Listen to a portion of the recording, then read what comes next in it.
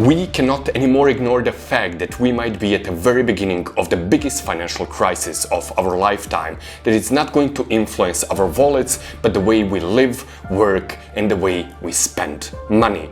Yet, this financial crisis might be different from anything we saw before. Staggering inflations across the globe, broken supply chains, massive worker protests, more rich bosses, never poorer employees. It might seem like the very fabric of our life is falling apart and there is nothing we can do about it. But is that really true? Today we need to explore why this global crisis began in the first place. What are shocking determining factors that are completely changing the dynamics of our world and how we ordinary people can fight against it. We will need to ask world-leading experts, look at the data and make painful conclusions. My name is Vladislav Radak, I'm writer and mathematician and I teach financial mathematics at university. This might be why I might be able to answer this question, because this is Fabric of Life, a show where we try to fuse art and science to answer humanity's most difficult questions. And today's question is how to survive the next financial crisis and why this crisis might be different than anything we saw before. Let me take you on one very depressing adventure. Hello, Instagram. Bad boy.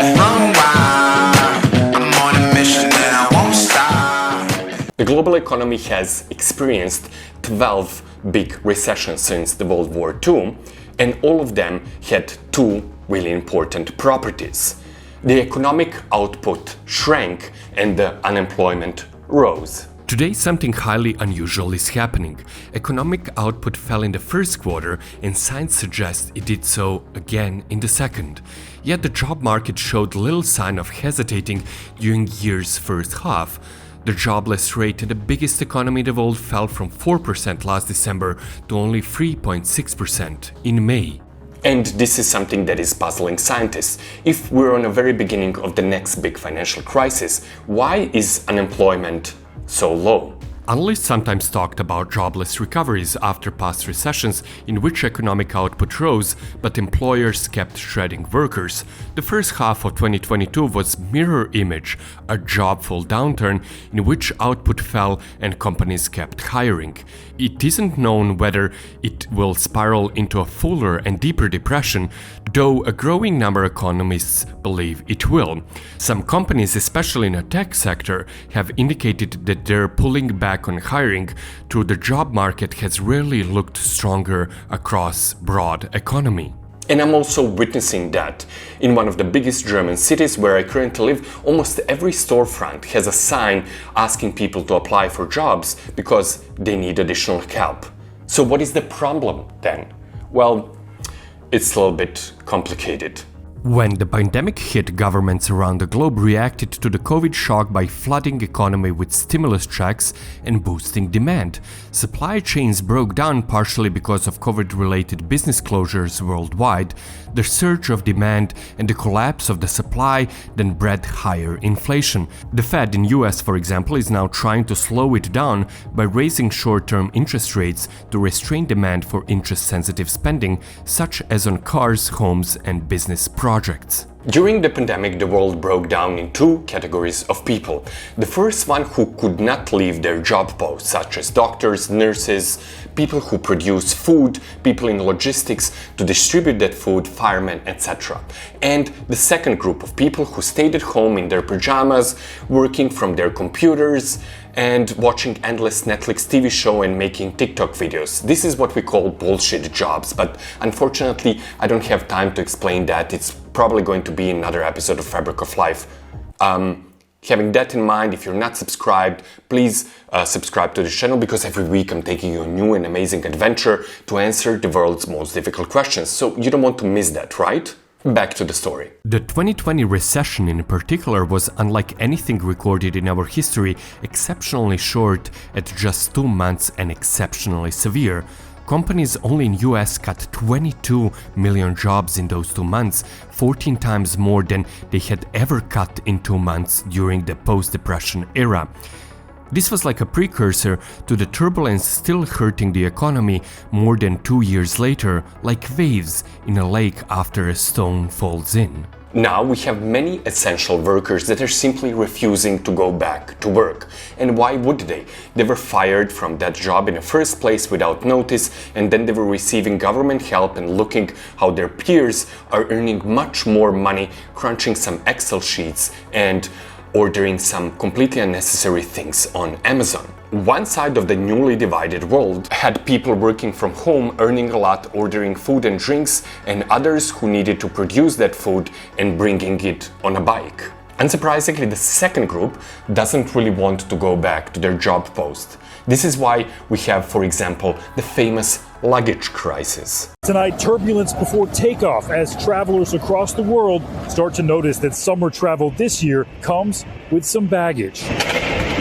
And lots of it. Images like this in London's Heathrow Airport showing the piles upon piles of lost luggage. Has anyone seen my bag? So much so that today Delta Airlines flew a plane from London to the US with no passengers, instead packed with over 1,000 pieces of stranded luggage. On top of that, with the global war started in Ukraine, the global economy started falling apart. Production of the food got substantially more expensive, sparking the greatest inflation in the last 40 years.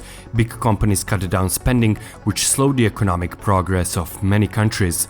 But companies still needed many essential workers, people to produce food, sorters in supermarkets, delivery drivers and restaurant workers are still on big demand. The only problem is that those are minimum wage jobs in most countries and bosses do not want to raise salaries. Now with the cost of living due to inflation is 50% higher, it makes even less sense for workers to apply. This might be the first recession in the human history where employers are begging workers to take the job, but it might be a little bit too late. Stock market is down almost 30%. Inflation is through the roof, the biggest one in the last 40 years. Global supply chains are completely broken due to the war in Ukraine and global disagreement. Dark clouds are on the horizon. So is there anything that we ordinary people might do? I hear you ask. Well, I have simple 5 steps that I also shared with my students that might help in this situation. Are you ready? Step 1. Get rid of your debt. Whatever you own, try to get rid of it immediately. When a recession might be on the way and interest rates are rising rapidly, it's even more important. Cancel all of your credit cards and switch to debit payment. Step number 2, stockpile your savings. Save while you can, because a recession might change circumstances really soon. If you don't have a good emergency fund, consider canceling a vacation or putting off an expensive renovation project that is not necessary. Also consider that the standard advice of having 3 to 6 months worth of living expenses might not be enough. Recessions last 2 years on average. Step number 3, downsize to more frugal life. Learn how to cook. It will save you a ton of money, trust me. Cancel your Netflix subscription, your Amazon Prime subscription, your Disney Plus, whatever streaming services you have. But don't cancel your therapist or your dentist. Stop buying clothes, not expensive clothes, just stop buying clothes.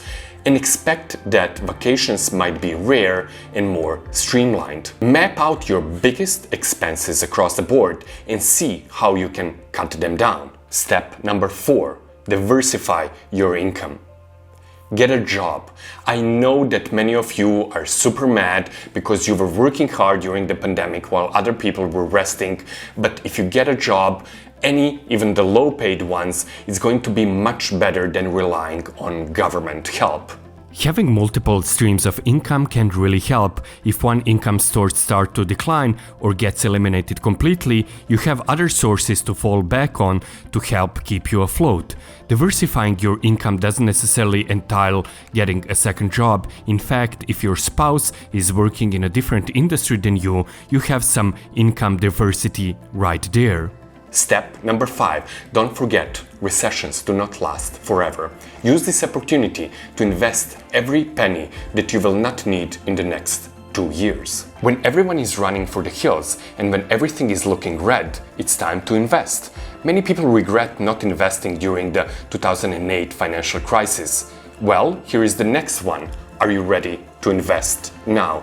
Don't forget, it's always darkest before the dawn. And invest in yourself. Learn more than ever, read books, finish free courses, go to library and create art. Because rich ones are not the ones who have a lot of money, but those who don't need a lot.